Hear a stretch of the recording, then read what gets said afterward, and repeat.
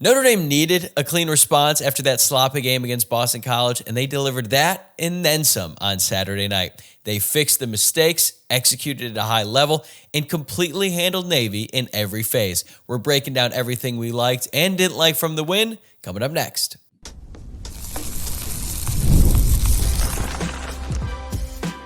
You are Locked On Irish, your daily podcast on the Notre Dame Fighting Irish.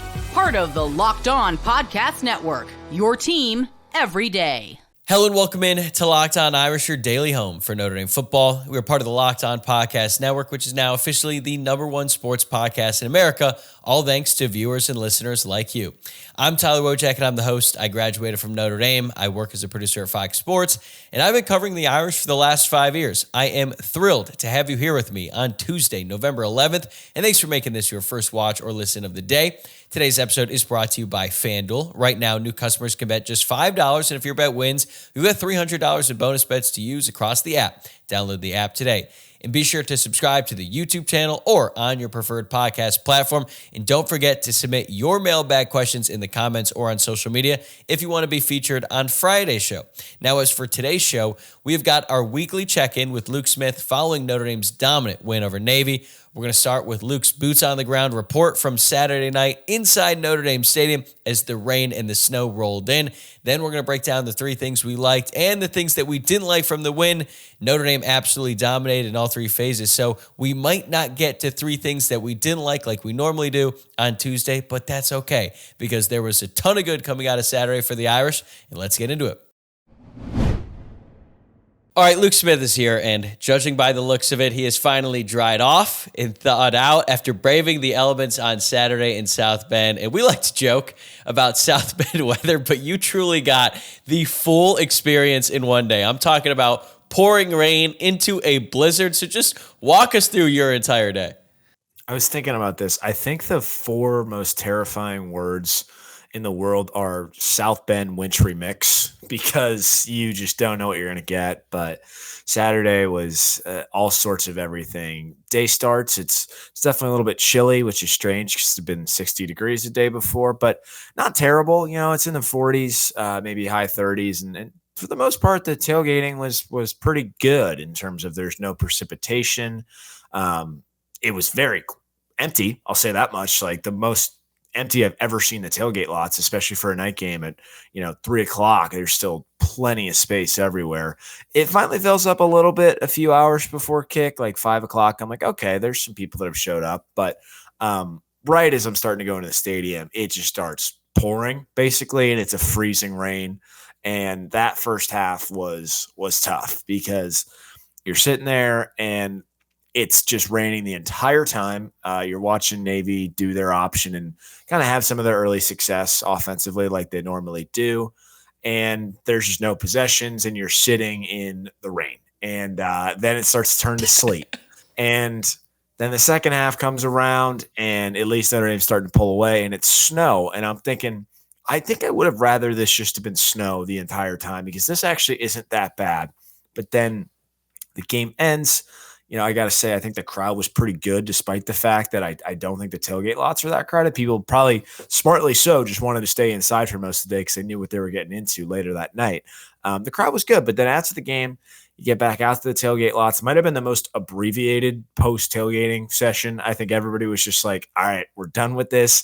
And then the snow that was coming down then was wet and heavy. I mean, I walked back to condo after, and I'm just, my face is covered in snow. I'm just like, this is just sticking to me. I've only been outside, for the last 20 minutes since it really started coming down, and I just felt like I was sopping wet. So yeah, South Bend wintry mix wins again. It always does, but it was not a great time.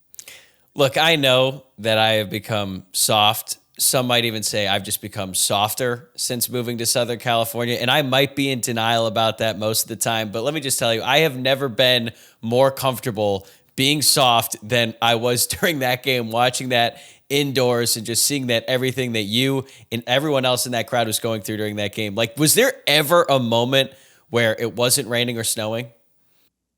I think there were a few brief moments in the first half where it felt like it was just kind of drizzling, but it wasn't that bad. But that was a limited amount of time. I'll say that much. It was pretty consistent throughout. And I'm not gonna lie, I was a little bit concerned during the afternoon when you had texted me about how sleepy the lots were, and you're thinking, okay, Notre Dame is coming off a pretty rough showing against Boston College. They have a home game against Navy. You never know how the players are going to get up for that one, even though it's a night game. Like we have seen Notre Dame sleepwalk during a night game. In Marcus Freeman's first year as the head coach, they played a terrible Stanford team at night. They did not come out ready to play, and then Stanford upset them at home. So I had all these concerns, but then as the game started to kick off and that first drive happened, like I got to say, on TV, the environment looked really good, and it seemed like everyone who's in the crowd just sort of embraced the suck, basically, and then Notre Dame went out there and they played a complete game. So despite all the conditions and despite all the elements that the fans were dealing with, it looked like a really fun environment. Yeah, it was good. And I think some of the shots you got, especially towards the end of the game as the snow's coming down, that's obviously always good. That's kind of what I meant. Like, I think I would have preferred if it had been like that the whole time. Maybe not, because I don't know, then maybe scoring would have been at a premium. But even then, Notre Dame was still moving the ball pretty well with the backups in. And I know I've previously been accused by folks in the comment of being anti-alcohol, but I have to believe that actually in this instance, Notre Dame Stadium selling alcohol was pretty crucial to keeping people engaged and involved here, because otherwise you're just sitting there in the wet, in the cold, and you're starting to get hungover. Yeah, that's not fun. Not fun at all. And I've sat through a lot of cold games. I can handle that. I mean, the playoff game against Indiana was really cold. That's fine. But when the weather starts to turn and you're getting rain that turns into snow, that is something else entirely. But it's kind of been the story of the season, man. Notre Dame has not been able to play a game. And the one home game where it seemed like the weather looked perfect, it was abnormally hot, and everyone who was in the crowd was just dying of heat throughout that game. Yeah, it's been a rough year. I'm sure Syracuse will probably be minus 20 too, for all I know. But at least this weekend ahead in Pittsburgh finally looks okay.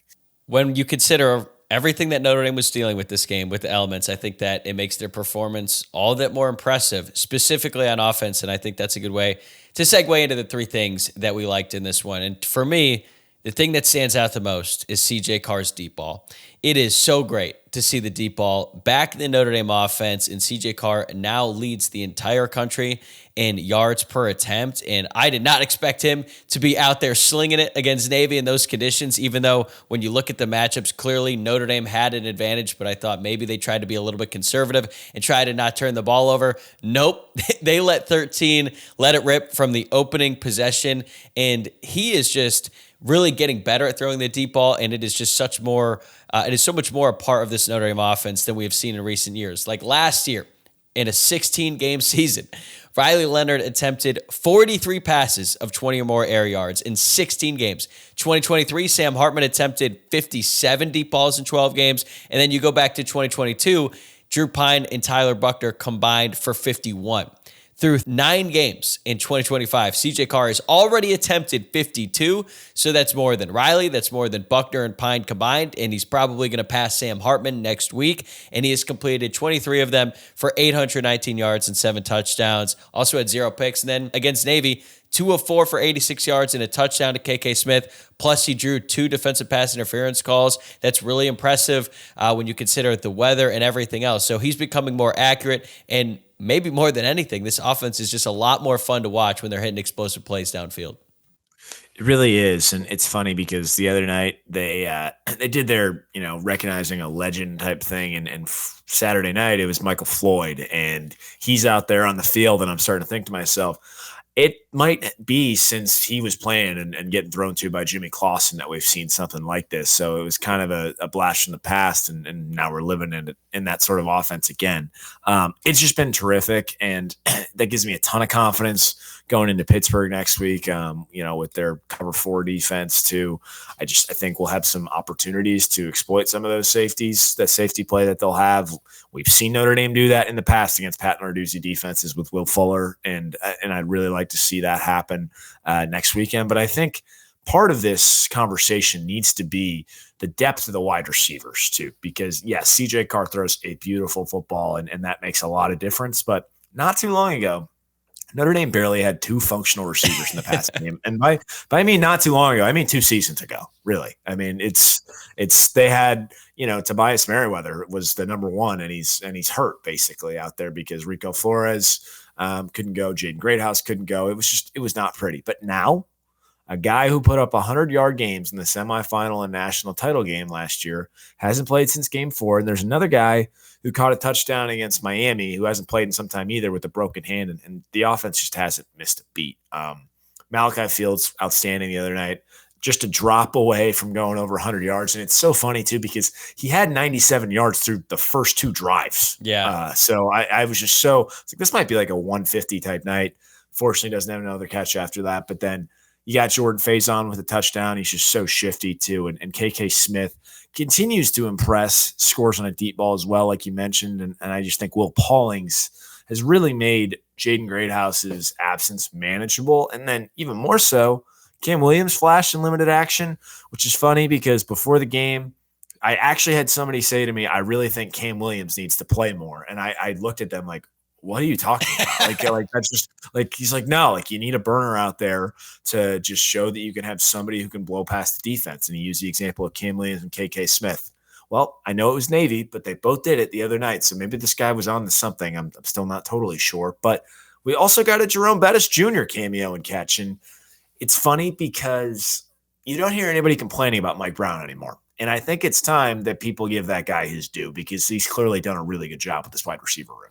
Right. To your point earlier about we have not seen this since Michael Floyd. Like Notre Dame had Will Fuller back in 2014 and 2015, and he was out there making all kinds of deep catches, but it was really him and nobody else. Like in 2014, they had Corey Robinson, but in terms of like the deep ball, it was really just Fuller. You go back to 2009, yeah, they had Michael Floyd. They also had Golden Tate. So there were different guys that they could throw to down the field, and that's the same way with this Notre Dame offense. The fact that Malachi Fields could go out there and have 97 yards in the first 2 possessions, and then they don't really have to go to him the rest of the game. Yeah, it would have been nice if he were to catch that one pass that would have got him over 100. But like Will Pauling has proven that he can be a deep threat. KK Smith, Jordan Faison hit that out and up against Purdue. They haven't really hit him on that many deep passes yet, but I think that's coming as more teams start to sit down and try to stop all those underneath throws to him. So it's really fun to not only have an offense that has a quarterback who can throw it downfield, but also a ton of different weapons on the outside. And now we got new ones spawning every week. Like, be honest,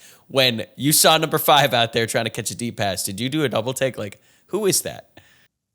I saw him out there and I was like, oh, okay. And I wondered if this guy that I was talking to earlier at the tailgate knew something because when he said Cam Williams needs to play more, I think my eyes popped out of my head. Like, in what world is Cam Williams getting snaps on this team? And then it literally happened that night.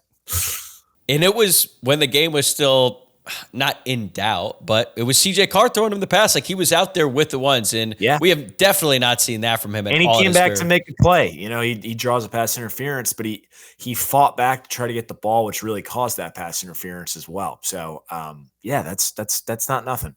Right. And for all the credit we're given to CJ Carr for being able to throw in those elements, I think it's harder to catch the ball, especially with your hands. And I mean, outside of that one drop, Notre Dame's wide receivers were really clean. Even that one pass on 4th down when Carr rolled out and threw that underneath ball to Faison, for him to go up there, catch it with his hands, and then also bring it down in time because he was about to get hit. Like, those little things are so impressive, and I do think it's a testament to Mike Brown and the work that he's done as a wide receivers coach. We'll be right back with Luke in a moment to break down how a couple Notre Dame linebackers completely took the game over on Saturday. But before we get to that, I want to talk to you about Gametime. College football is in full swing, and I could not be more excited. The tailgates, the rivalries, the energy in the stands, there's just nothing like it. But let's be real, actually getting tickets can feel like more of a battle than the game itself. Endless queues, hidden fees, prices jumping at checkout. That's why I use Gametime, the app that gives the advantage back to fans. It is the easiest way to score last-minute tickets at the best prices, with no surprise fees. What you see is what you pay. I pulled up Gametime, and in just a couple taps, I saw amazing deals. I'm talking about your favorite college football games for as low as $25. The app made it super simple. I could even see the exact view from my seat before buying, and I love the zone deals too. Pick the section, Gametime picks the seats, and you save big. So take the guesswork out of buying college football tickets with Gametime. Download the Gametime app, create an account, and use code LOCKEDONCollege for $20 off your first purchase. Terms apply. Again, that's promo code LOCKEDONCollege for $20 off. off. Swipe, tap, ticket, go. Download Gametime today. Speaking of being clean, I think the next thing I'd like to talk about, Kingston Viliamu-Asa and Jaden Osbury's dominance on Saturday night, because there was a lot of chatter going into this game about how KVA and Jaden Osbury and how they struggled in their first time going against the option last year. And they must have taken that personally because they absolutely dominated on Saturday night.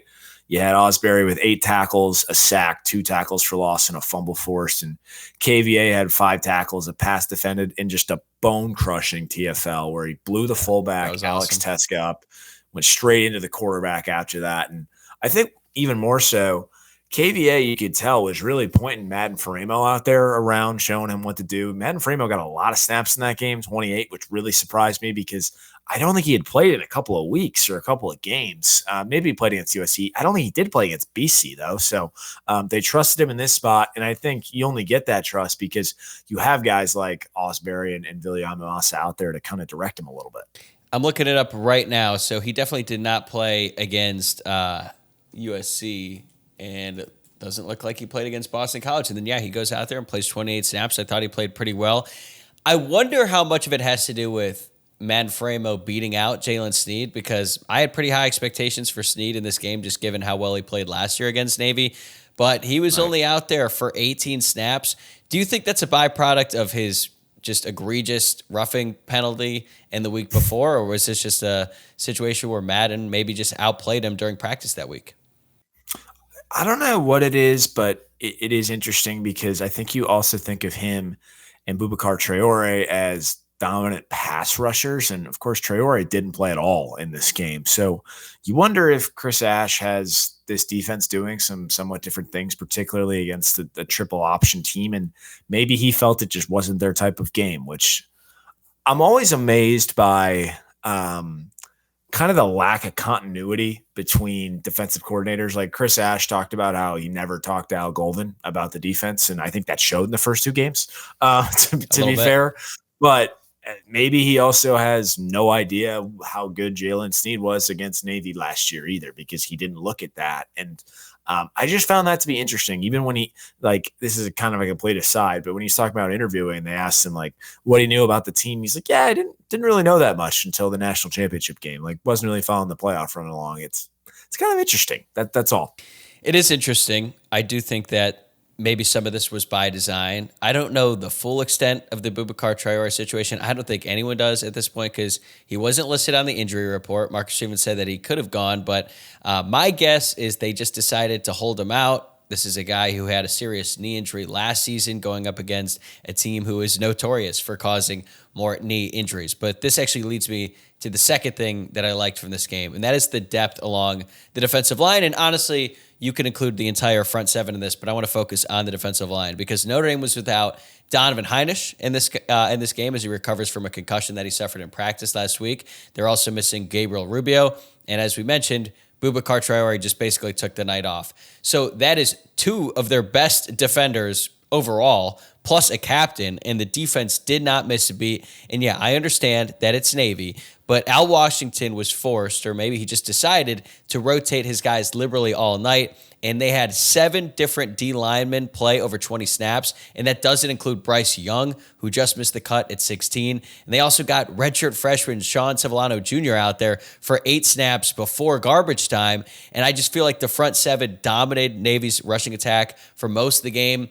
And even though it's Navy and they have a size advantage and a speed advantage and all that, it's still not easy to defend an offense like that, especially one that they don't really see at all at any other point in the year. And I just thought all of these guys who are probably playing more than they normally do all played really well, and it was kind of even across the board. So just really impressive game by Al Washington's group. Yeah, I agree. It's good to see, too, because I think last year, of course, you had Howard Cross and Riley Mills, but when this team was playing its best football in the playoffs, it's pretty much without those guys because Mills goes out in the first half of the Indiana game. Cross is a shell of himself because his ankle is so banged up that it was really a situation where it was, greater than the sum of their parts, basically. And I think that that's replicable just because it's a lot of those same guys. And we didn't necessarily see that early on this season, but they've continued to grow. And the addition of guys like Elijah Hughes, and then you've got, those two big dudes, Seviano and Arnell Mukum out there too, even making plays. That's good to see. And that's what you expect in a program like Notre Dame's. So definitely positive development. Really exciting to see Arnell Mukum go out there and make a play. It feels like he is someone we talk about every year during fall camp, and then he never realizes it on the field on Saturdays during the fall. But then this was another great game for Josh Burnham too. And I mean, he played 32 snaps compared to Bryce Young 16. I still think Bryce Young is a good player. I think he does good things for this Notre Dame defense, but it seems like Josh Burnham has kind of taken over that spot. Maybe it'll change next week when they go up against a more traditional offense, but I think it's a good problem for Notre Dame to have, where they just have so many talented guys on that defensive line, especially when you consider how big of a question mark that group was, and specifically the interior was going into the season. And speaking of question marks, the bar was literally on the floor, but below that, it was in the basement. Yeah, it was in the sewer. But it was comforting to see Eric Schmidt go 7 for 7 on extra points. And more importantly for me, it felt like for the first time all year, he was drilling his kickoffs through the middle of the end zone as opposed to towards the corner of the end zone or out of bounds on the sideline. And actually, I think the first one may have gone through the uprights. So he definitely had a little extra boot to it. I know they talked about how he might have changed his routine a little bit. I hope it worked. And, I'm not ready to say that he's just fixed now. I'm definitely not. And hopefully they don't need him this week. I know he's going to be the starter. When I say hopefully they don't need him, I mean, you don't need a critical field goal in a tight game, because this shouldn't be a very close game against Pittsburgh. But they're going to need a kicker at some point this season. And with Noah Burnett out this week and his status generally unknown the rest of the way, they kind of need to build off this. Yeah, considering Noah Burnett is already listed as out on the injury report, it definitely makes me think that they're going to shut him down maybe for the entirety of the regular season, and then hopefully bring him back in the college football playoff if they were to make it. But I'm still not going to have a ton of confidence in Eric Schmidt as the field goal kicker until he goes out there and makes one, or gets one even a little bit close to making it, because he hasn't even done that yet. But it was still really good for him to go out there, drill every single one of his extra points, and they were no doubters, because he's made a few in the past that just squeaked inside the goalpost. And at the place I was watching at this bar, everyone went dead silent every time that Notre Dame had to kick an extra point. It was the most intently I've seen a whole crowd ever watch an extra point, and I got to imagine there was some of that going on in the stadium as well.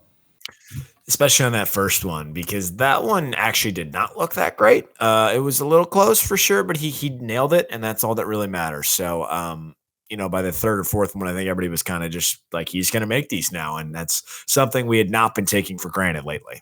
Are you concerned at all about our guy, 35-year-old James Rendell, the punter? Yeah, he had one tough punt, no doubt, but I think he'll bounce back just fine. Tough night to punt for sure. And it was his only one of the night. So hopefully we don't see him again out there for a while this coming week either, but he'll be just fine. Yeah, I'm with you. But that's our guy now. He was not our guy last year. He is now definitively a legit good dude. A couple other legit good dudes. Kenny Minchey and Aeneas Williams. Before we move on to the things that we didn't like, I did want to give both of them a shout out, because there were several backups who played well in this game, but I was really impressed with what Minchey and Williams did specifically. Both of those guys are extremely talented. Both of those guys could start for a lot of teams around the country, and as a matter of fact, both of them probably went into this season thinking that they were going to play a major role. Obviously, it hasn't worked out that way. Kenny Minchey lost out to CJ Carr for the starting quarterback job, and then Aeneas Williams is just unfortunately running back 3, and in an offense that features Jay Wansider, the running backs coach, running back number 3 doesn't get a whole lot of playing time. But they both could have checked out at any point during the season. Maybe they could have started thinking about their futures elsewhere if they wanted to go in the portal or anything like that. But instead, they have been able to make the most of their opportunities, and they delivered in a big way on Saturday against Navy. I mean, Aeneas Williams had a 54-yard touchdown run, and Kenny Minchey was very efficient. 3 of 3 passing. That throw to Jack Larson was really impressive. He had to evade pressure, made the throw downfield. And I think at some point, Notre Dame is probably going to need one of them, maybe both, to step up at a big moment, and I am very confident that they are going to be ready when their number is called because they've proven it every single time that they go out there on Saturdays. Yeah, definitely good to see those guys get their moments for sure. And I mean, I still think I know that Price and Love are who they are, and they deserve a lot of touches. But you just can't tell me there aren't a few snaps a game for Aeneas Williams out there, especially in short yardage. Shocker, that fourth down run was on 4th and short. So I don't know, just might be a thought there. It's probably not going to happen at this point, but like you said, they might need these guys, one of them or maybe both of them at some point, and I think they'll be ready. It just doesn't make any sense to me because they're rotating Cam Williams in at wide receiver in the third quarter, and yet Aeneas Williams can't get out there. Like I actually do think there's gonna be a change. I think we're gonna see Aeneas Williams probably for like 8 snaps, but I don't know, man. He's got to get something. I do think it's just that is dictated by position coaches, and I think True. Mike Brown is much more comfortable, I guess, going deeper than Jaywan Sider because we knew he really only wanted to play 2. And sometimes Dylan McCullough's approach to running backs was a little bit maddening because it was like, why is Jabron Payne out here? And speaking of Jabron Payne, he got out there the other night too. Could have had a touchdown on an angle route if he caught the ball, but. I think there needs to be a happy balance between both of their approaches. Right. It's 2 extremes because Dylan McCullough had Jadarian Price out there on the last possession against Ohio State in 2023 when Audric Esme just ran for a first down in the first drive. So there's got to be a medium between those 2. Yeah. I don't know if we're going to find it, but I would like to. Before Luke and I get to everything we didn't like from the weekend, including some peculiar comments from other college football coaches about Notre Dame, I want to tell you about a great promotion courtesy of our friends at FanDuel. The NBA is back, and there's no better place to get in on the action than FanDuel, the official sports betting partner of the NBA. Even if you missed the start of the game or just want to ride the hot hand, FanDuel has live bets on everything from who will score next to fourth quarter comebacks. Plus, you can even combine your live bets into a same-game parlay for a shot at a bigger payout. It keeps every game exciting, especially when your team's making that late push. Okay, so here's my pick for the week. Last week, we were talking about Victor Wembanyama to win the MVP. We're going to pick another postseason award, but this one, we're going to focus on the Rookie of the Year. So Cooper Flagg, the number 1 overall draft pick, is obviously the heavy favorite, but VJ Edgecombe has been playing really well so far to start the year, so I'm going to take him, VJ Edgecombe, to win Rookie of the Year. It's plus 155 on FanDuel right now, and right now, FanDuel is giving new customers $300 in bonus bets when your first $5 bet wins. So head to FanDuel.com to sign up and play your game with FanDuel, the official sports betting partner of the NBA. All right, let's switch it over to the things we didn't like. Normally, we each do 3, but I'm not going to lie. I was not able to get to 3 in this game, and that's a good thing because Notre Dame played such a complete game in all 3 phases. But what stood out to you? Both of mine are definitely bigger picture. The first one, this isn't going to be the first or the last time I've complained about this being an annual game, but the Navy game needs to be reevaluated. And I'm sure that somebody, maybe Irish Friars Yabos 26.2 will try to educate me on the history of this series in the comments. Don't need it, but thank you. But this goes beyond what my usual argument is in terms of why Notre Dame doesn't need to play this game every year. And it seems pretty obvious to me that Navy sat Blake Horvath because they didn't want him injured in this game while they're still chasing a conference title. There was nothing about him being hurt in the week leading up to the game. I think I saw some speculation that they were sitting him because they wanted to rest him and didn't want him to get hurt in this game. And if they're going to do that and effectively treat the game as an exhibition, why are we playing the game? Like it's BS, honestly. And why do we feel so compelled to play the game and honor this debt if they're going to concede defeat beforehand? Folks, please direct all your anger towards him because I already got it last week and I've had enough of the Navy game. Look, I get it. But I'm glad you bring up Blake Horvath because that is one of the things that I didn't like about this game. I just wish that he played because I would much rather Notre Dame's opponents play all their guys whenever they play. I have not seen this come up yet, but I'm sure it will. People are going to try to discredit Notre Dame's win over Navy because Navy did not have their starting quarterback in this game. Although early on, it felt like the Doc Rivers theory was in play because it looked like Notre Dame was a little bit more confused by Woodson and what Navy was doing offensively. But the fact of the matter is, if Blake Horvath had played, it would not have changed the outcome at all. As a matter of fact, it might have been worse for Navy because he undoubtedly would have fumbled at least twice in those conditions. And those same people who are going to try to discredit Notre Dame's win over Navy, and they'll say, oh, yeah, well, it's Navy and they didn't have their starting quarterback. Those same people would not have given Notre Dame any credit had Blake Horvath played. I know this because they dominated them last year with Blake Horvath out there, and it didn't move the needle at all. And I'm not even really saying that it should, because a win over Navy is just the expectation at this point. But I always prefer Notre Dame to beat teams with all their best players healthy. And, I just don't want this to ever come up again. Maybe it won't. Maybe I'm just doing that thing that I personally hate where I'm pre-complaining about something. But I just wish he was out there. Yeah, it would have been better if he played. I agree. Thankfully, I don't know how much of that we're going to get because I just don't think many people watch this game, which is good, which is a good thing. That should be the case when Notre Dame's playing Navy. I do have one other thing that I didn't like from this game before we get to another big picture component here. The fact that Ty Washington scored a touchdown before Eli Raridan feels wrong. It feels dirty. That ain't right. It feels illegal. And look, this is no shade to Ty Washington. I'm sure that was an awesome moment for him to get in the end zone after everything that he went through, being kicked off the team at Arkansas, to not knowing where he's going to play next, to being on the team at Notre Dame and dealing with an injury. Like, I am happy for Ty Washington. And I am gutted for Eli Raridan. And every single time that Notre Dame got close to the end zone, I was calling for Eli Raridan to get the ball. Obviously, it would have personally benefited since I have basically been giving out the Eli Raridan anytime touchdown bet every single week on the show. I had a 3-leg parlay that I gave out in the mailbag. But this was not just about me. I was genuinely so upset for him because Eli Raridan has had a fantastic year. He's the third leading receiver on the team with 24 catches, 406 receiving yards. Meanwhile, that was Ty Washington's fourth catch all season. And of course, he ends up getting in the end zone on a play that was clearly designed for him, and it worked. But life is just not fair sometimes, and it has not been fair to Eli Raridan lately. Yeah, no doubt. I've thought the same exact thing as that was happening. Like, really? We couldn't have designed that play for him, but you got to believe at some point he's going to get in the end zone. Or maybe it's just become a game now where they're actually going to try not to have him score just because that seems to be the way it's trending. But yeah, I had that same thought. One of these days, maybe after the season when it's a slow day and we're looking for content, I'll go through every game and chart how many times Eli Raridan has caught a pass and been downed inside the 5, because I feel very confident he leads the country in that metric. It's not something that they officially keep track of, but I will do the Lord's work and I will find out how many times Eli Raridan has been close to scoring, but not actually getting in the end zone.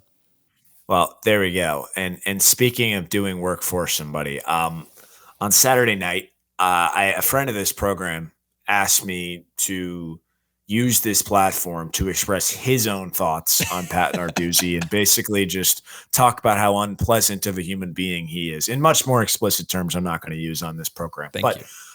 Thankfully, Pat Narduzzi just gave me all the material I needed. I told him I'd give him a 5-minute rant, kind of jokingly, but I think I've got to do it now because we talked about conceding defeat earlier, like Navy did by not playing Blake Horvath. Just a Narduzzi masterclass this afternoon. I'm sure most people have seen this, but his quote about how Saturday's game doesn't matter to Pitt was straight up loser material. If you missed it, somebody asked him in his press conference if the Notre Dame game is a must win. He said, quote, "Absolutely not. It is not an ACC game. I'm glad you brought that up. It's not an ACC game. I'd gladly get beat 103 or 110-10 in that game. They could put up 100 on us as long as we win the next 2 after that. But we're focused on Notre Dame." He had to end with that after just admitting, which the reference of the 103 is that is the differential the last 2 times these 2 teams have met. It's 103-10, Notre Dame and Pitt. But clearly, Pat and his team are focused on Notre Dame and definitely not just baking in excuses for when they get the doors blown off them on Saturday, because I have no idea how you could watch that clip as a recruit or a player and want to play for that guy. Just a titanic coward and loser. And speaking of those not well-versed in the media, I think college football coaches might just need a PR course, because Joey McGuire today, speaking like the high school coach that he is, giving BYU credit for playing a Big 12 schedule that featured Stanford, ECU, and Presbyterian in the non-con instead of, as he said, a, quote, independent school like you know who I'm talking about. I don't know like what that whole thing was. Maybe that's tied to Notre Dame's efforts to hire James Blanchard this past offseason, but what a truly dumb thing to provide as material when you could play that independent in the playoffs a month from now. And what's more, it doesn't make any sense. Like, what point are you trying to make that BYU plays a watered down conference schedule, giving itself much more of an avenue to the playoffs because they have the conference title game, while every game Notre Dame plays means that much more about against much better competition? Just be better, coaches. That's all I'm asking. Be better. Man, I don't even know what to say after all of that. That was so good. I have been trying to figure out what mind game is Pat Narduzzi trying to play with that quote, because this is just I don't classic, think it's a mind game. I think it's classic Narduzzi. He's always one to complain. So for him to say this, I think he's trying to make a point about Notre Dame not being in a conference and trying to say that whenever anyone plays them, it's irrelevant, which is just blatantly false.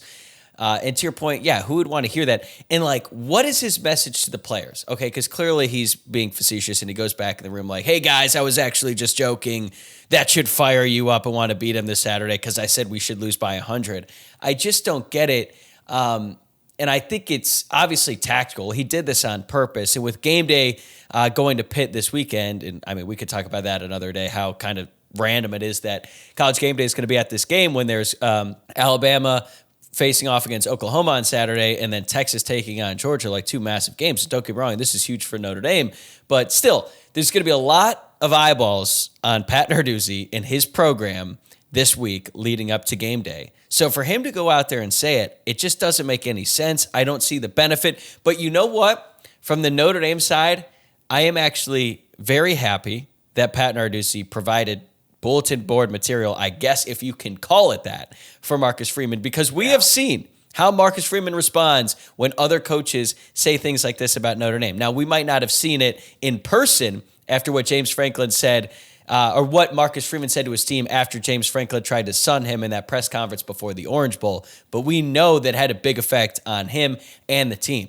And I would be willing to bet a lot of money that whatever Narduzzi is throwing this way at Notre Dame, Marcus Freeman is going to use that to motivate his team, and I think it's going to backfire for Pat in Pittsburgh.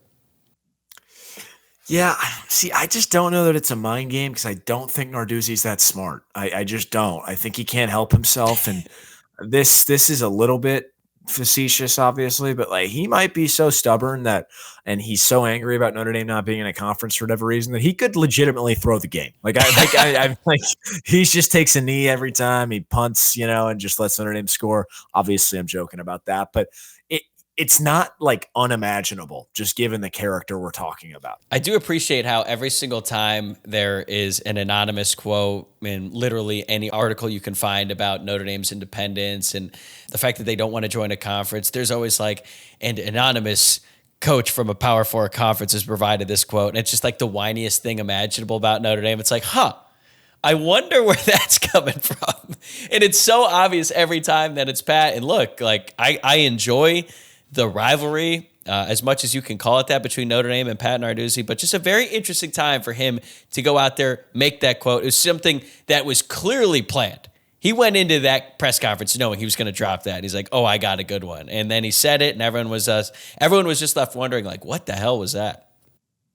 Yeah, I mean, it's just a shame that he feels that they're going to lose 100-10 because they're totally turning the corner, because notably a lot of coaches turn their programs around in year 12. But anyways, it's going to be a fun one Saturday. Definitely looking forward to watching it, and hopefully Notre Dame builds off this performance from this past Saturday and plays at that same level that they did against Navy.